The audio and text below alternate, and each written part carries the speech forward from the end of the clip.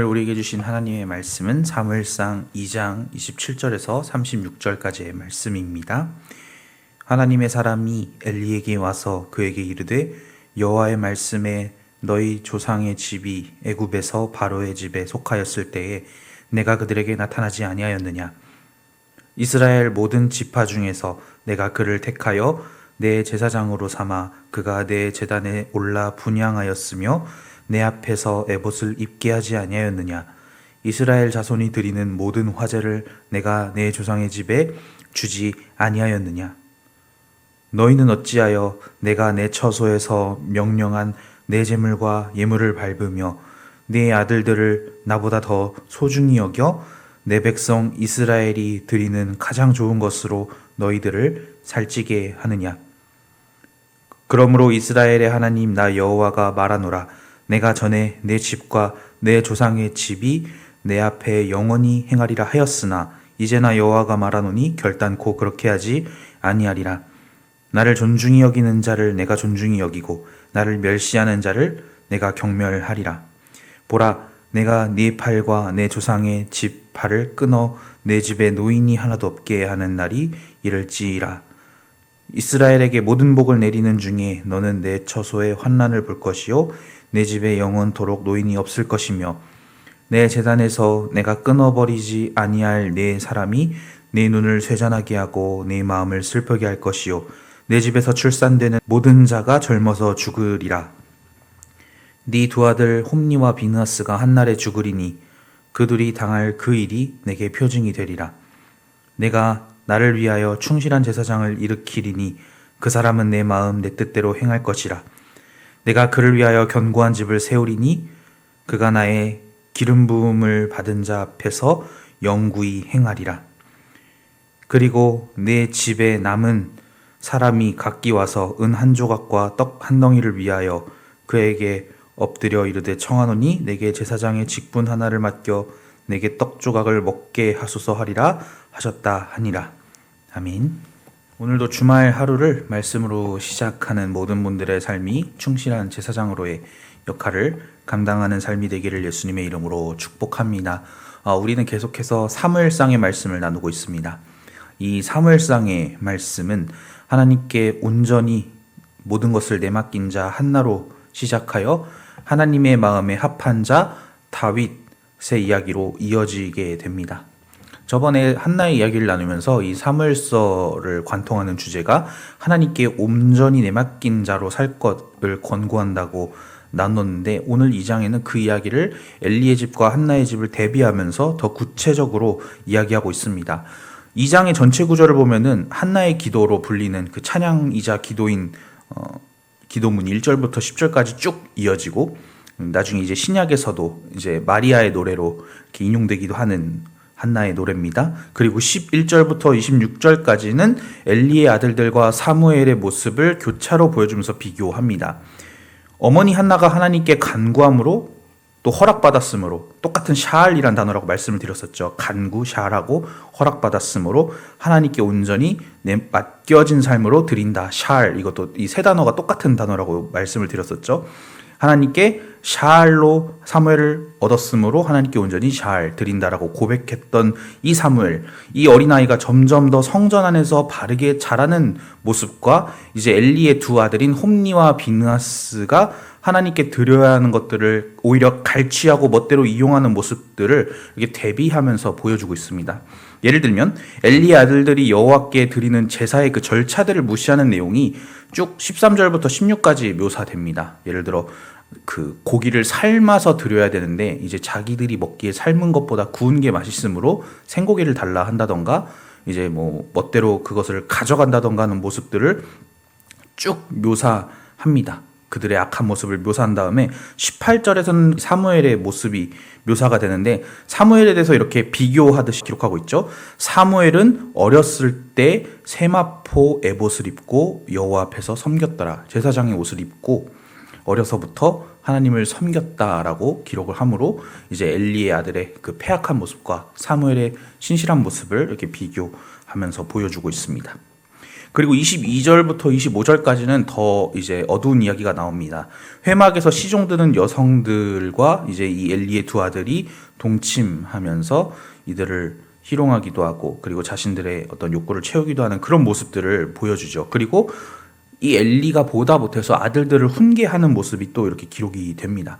이 모습들이 딱 드러난 다음에 26절에서 딱 사무엘의 모습을, 신실한 모습을 또 묘사하는데 이렇게 묘사하고 있습니다. 아이 사무엘이 점점 자라매 여호와와 사람들에게 은총을 더욱 받더라. 이렇게 엘리의 아들들의 패역한 모습을 또 한번 쭉 묘사한 다음에 또 사무엘의 어떤 신실이 자라나는 모습을 묘사하고 있습니다. 이 직후 오늘 본문 27절의 말씀이 시작되는 것이죠. 오늘 본문 27절은 어떤 이름 없는 하나님의 사람이 엘리에게 와서 훈계함으로 시작이 됩니다. 이 이름 없는 하나님의 사람은 과거 출애굽의 역사로 거슬러 올라가서 엘리와 그 가문들, 그러니까 제사장들이죠. 제사장들이 누리고 있는 그 자리와 입고 있는 그 에봇이 어디서부터 왔는지를 물어봅니다. 그것은 하나님께서 그들에게 주셨다라는 것이죠. 그런데 엘리의 아들들은 하나님이 주신 자리에서 하나님이 허락하신 예복을 입고 백성들이 하나님께 드린 것들로 하여금 그들이 누리고 채웠다라고 이 이름 없는 하나님의 사람은 비난합니다. 29절에 기록된 내 재물과 예물을 밟았다라는 표현이 하나님께서 그들의 행위를 어떻게 보고 있는가를 보여주고 있습니다. 사실 하나님께서 고기를 태우는 게 필요하셔서 그러셨을까요? 그러진 않았을 겁니다. 다만 관계라는 것은 진정성으로 이어져야 하는 것이죠. 하나님께서 많은 것들을 누리게 해주셨다면 우리는 적어도 하나님께서 최소한의 관계 유지를 위해서 요구하시는 것들을 지켜서 드려야 하는 것이 어떻게 보면 건강한 관계일 텐데, 그 중재자의 자리에 있는 이 제사장의 아들들이 이런 것들을 갈취하고 일방적으로 하나님의 것을 훔쳤다라는 것이 이 하나님의 사람의 비난이었습니다. 이 하나님의 사람은 이 상황을 요약해서 엘리에게 이렇게 책망합니다. 네 아들들을 나보다 더 소중히 여겨. 나가 하나님이시죠? 내 백성 이스라엘이 드리는 가장 좋은 것으로 너희를 살찌게 하느냐라고 요약하고 있습니다. 한나와 엘리의 모습은 이렇게 대조가 됩니다. 엘리 자신은 하나님을 두려워했던 인물이 분명합니다. 하나님을 어떻게 보면 하나님에 대한 신실함이 있었던 인물인 것 같긴 합니다. 왜냐하면 한나의 기도를 듣고 하나님께서 그 간구를 들으실 것임을 믿었던 사람이기도 하고 조언을 해주기도 하지 않습니까? 그리고 또 아들들이 이렇게 좀 패역한 짓을 하니까 직접 몸소 나서서 아들을 훈계해 주기도 하거든요. 사람이 사람에게 잘못한 것이야 하나님이 판결하겠지만 너희가 하나님에게 잘못하면 누가 너희를 위해 간구하겠느냐라고 이렇게 조언해 주기도 하는데, 문제는 엘리는 여기서 더 나아가지 못합니다. 한나가 자신의 삶과 아들의 삶을 하나님께 온전히 내맡겼던 것과 대조되게 엘리는 하나님께 자녀들을 온전히 내맡기지는 못합니다. 자녀들에게 확실하게 그들을 책망하고 혹여라도 자녀들에게 미움을 사더라도 그들을 돌이키게 했었어야 했던 것이 어떻게 보면 부모로서의 엘리의 역할이었을 것이나, 엘리는 자녀들에게 미움받는 것 대신에 하나님에게 미움받는 것을 택하게 됩니다. 사무엘서의 저자는 그 결과를 참혹하게 묘사합니다. 이 이름 없는 하나님의 사람은 엘리의 가문에 노인이 없어지리라고 예언합니다. 31절부터 33절까지가 이 경고, 거의 저주에 가까운 경고가 쭉 이어지고 34절에서는 그 표징으로 이 두 아들이, 너의 두 아들이 가장 먼저 같은 날에 죽는 것으로 이 저주가 성취되는 것을 너는 다 보진 못하겠지만은 이것으로 너가 이 하나님의 저주가 이어질 것이라는 것을 확신하게 될 거다라고 거의 이렇게 예언하죠. 33절까지 이어진 이 엘리 가문에 대한 저주가 실제로 어떻게 역사에서 이루어졌는지는 우리는 알 수 없습니다. 자료가 남아있거나 그러진 않기 때문에 정말 엘리 가문의 사람들이 모두 단명했는가 이런 건 알 수 없지만, 아마 이 저주는 실제로 엘리 가문이 그 솔로몬의 시대에 이르러서 그 제사장의 직분을 잃어버리게 됩니다. 그리고 사독 가문이라는 다른 제사장 가문이 제사장직을 쭉 독점하게 되는 그 역사적 배경이 있거든요. 아마 이 후대 사람들은 이 저주를 보면서 그것들을 떠올렸을 거라고 생각합니다.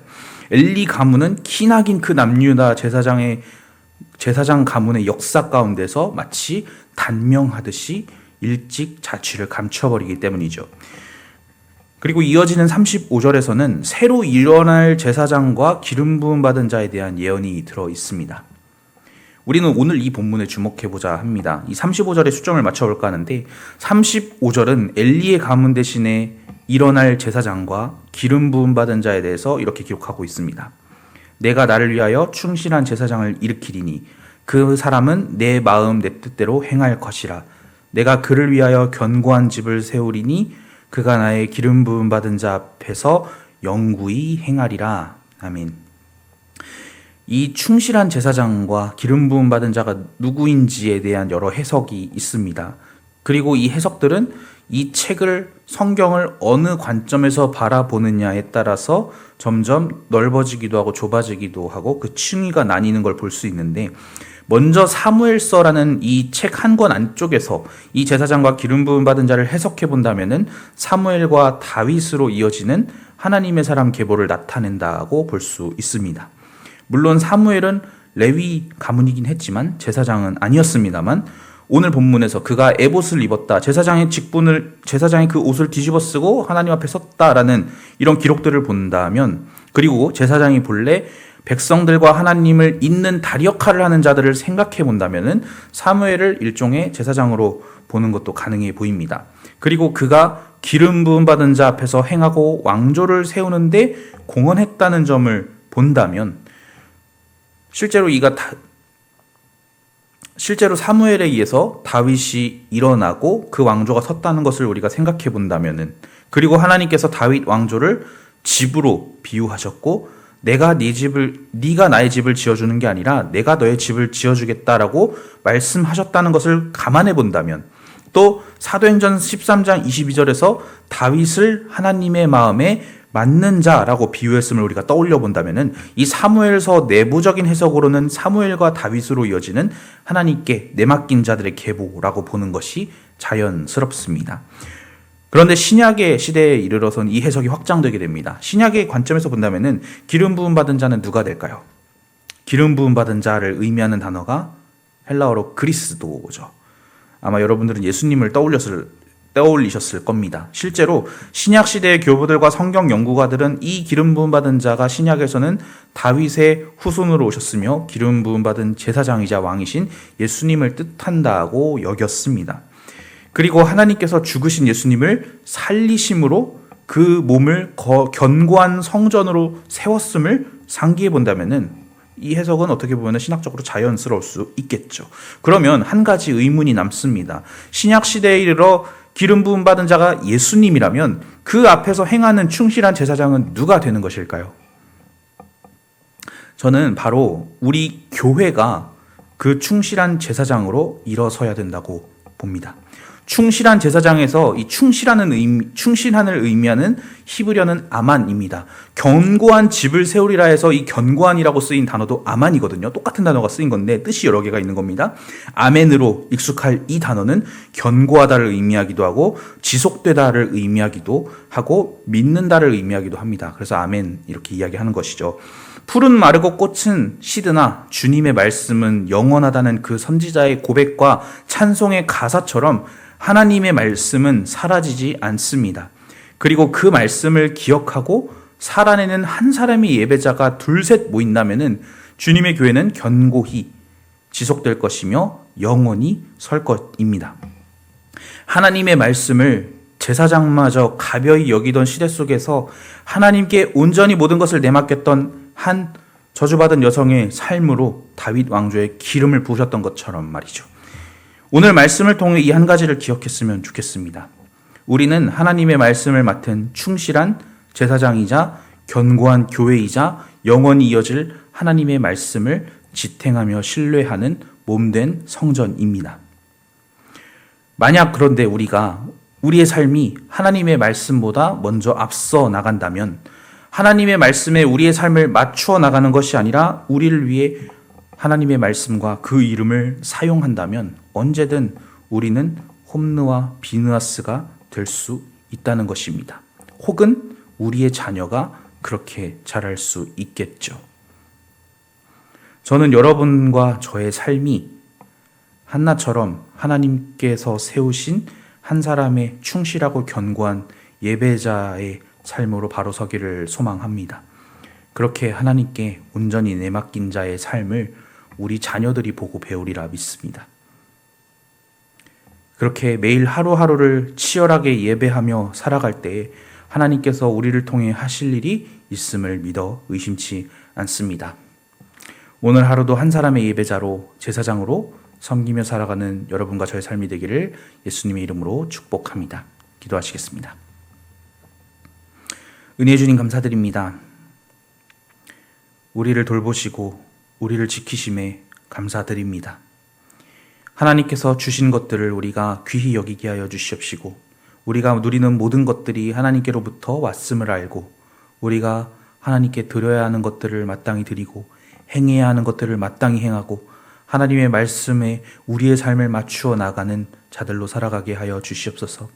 때로는 우리의 마음이 앞서 나가기도 합니다. 그때마다 한나와 엘리를 생각하게 하여 주시옵시고 우리의 삶을 보는 우리의 자녀들과 믿지 않는 이들이 우리를 통해서 우리를 바라봄을 통해서 하나님이 어떤 분인지 그 눈으로 확인하게 하는 그런 예배자의 삶을 살아가게 하여 주시옵소서. 오늘도 우리와 동행하시는 예수님의 이름으로 기도드립니다. 아멘.